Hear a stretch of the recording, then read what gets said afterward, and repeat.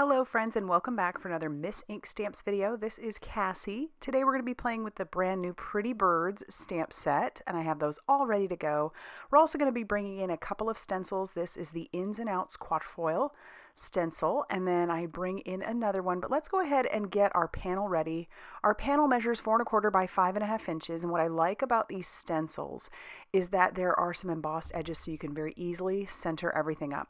So I did take this outside and I put a little PIXIE spray on the back just so that I could make sure that this mask would stay in place. And now I'm going to bring in the other stencil, which is the Feed the Birds. I thought that would go perfectly with Pretty Birds, right? So we're going to bring in our Tonic platform. It's a crafting platform and it's metal and it's got these really great heavy duty magnets. So I'll take a piece of tape, stick this down to that, and then I can take those nice strong magnets and tack that down. Now remember, I have that mask down underneath on my panel, which you can't really see it, but I do have it down there. And then I brought in some spiced marmalade, and I am just going to blend that spiced marmalade all over this panel. I actually forgot the mask was there, so even though I literally just did it. And so I am blending all over that background, just not even paying any attention to the fact that I have that mask there, which, I mean, that's the reason the mask is there, so I don't have to worry about that area. I wanted that to stay clear of our adorable little bird feet. So I'll peel the stencil away, and yeah, the mask is still there. And then I'm going to just take what's left over on my brush and blend that right on the edges. So it's super, super subtle, but I really like how that frames up my panel. I didn't want it to be real dark, and that ended up being perfect. So now I need to clean up my mess before I move on to the next step. So I'll just spray a little water all over that and easily wipe it away with a microfiber cloth. And then I'm going to take the other stencil, which gives you a nice frame around the mask. And again, my mask is still there, so I'm just tacking everything down. And I'm going to bring in some pine needles, Distress Oxide ink, and I'm going to blend that all around the frame. That frame is so cool. I love these Ins and Outs stencils. They're probably one of my favorites. It's a great way to keep a one layer if you really want to do that. All right, now I want to do some splatter, so that mask is still there. So I brought in a little bit of gold, and I'm just going to splatter that all over my background. And then now I'm done with the background, so I can pull that mask away and I have it perfectly masked off. It's beautiful. Now we're going to move on to coloring. So my images were all stamped out, and I'm bringing in my colors, which I'm going to do my best to put up on the screen. And there are so many different ways to color toucans. If you look it up like on Pinterest or just even online, there's a lot of different ways to color them, or at least that's what it showed. So I just kind of took one of the more simple ones, and I'm blending around the beak. So we've got our YR68. Then I've got my YR16. And I'm going to go around the eye as well, and then I'm going to bring in a Y15, blend that around the eye and on top of the beak. Next, I want to bring in some warm tones, so I have the W7, and I'm going to flick up into his stomach a little bit. That's the neat thing about birds like this, is you could probably color them just about however you wanted. And then I'm going to bring in some W9 and use some flicking motions.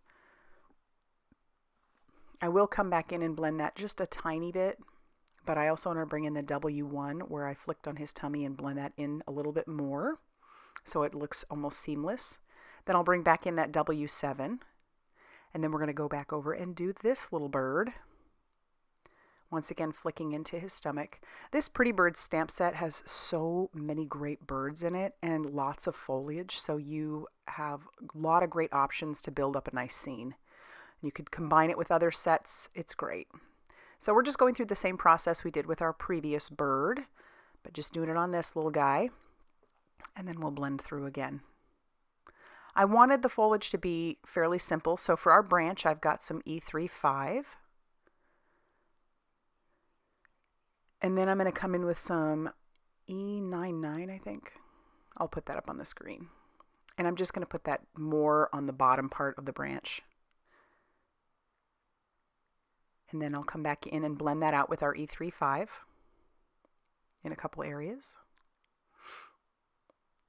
Then For our Hibiscus, I'm going to use the same colors that I did for his beak because I wanted things to be fairly cohesive. I like to pick usually about 3 colors or so when I'm making a card. Sometimes I'll do a lot more if I'm really building a scene, but in this case I focused more on the oranges, the greens, and a little bit of that yellow. So I've got, for our first set of leaves, we're using YG67. That is going to be our base color, because when I color with Copics, I typically color lightest to darkest, so that's my base. And I'm going to go ahead and color all of the leaves that I want with that base first before I bring in my next color. And that next color is some G28. So it's just a little bit darker, not a whole lot, but it does add a little bit of dimension there. And you could leave it like this if you wanted to without blending it out. So then I'm going to bring in my next color for the rest of the leaves, which is YG25. I'm going to do all of the leaves that color, or all of the rest of the leaves. But think of the fun you could have with a set like this, you know, colorful birds and all kinds of green foliage. Then we're bringing in YG17, and then I will kind of blend that out a little bit. Not a whole lot. And then we need to fussy cut everything out. So I'm going to do that, just kind of keeping my scissors close by and moving the paper as I go, and I'll fussy cut out everything. And then I'm going to get my base ready, which measures 5.5 inches by 8.5 inches and is scored at 4.25.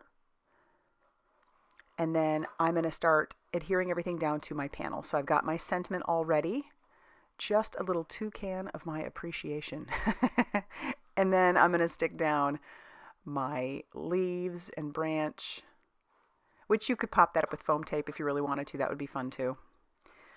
And then I'm going to put down this little guy sitting there on the branch, and I'll attach this down to the front of my card base using that same liquid glue. And then our last little toucan can go right on the inside.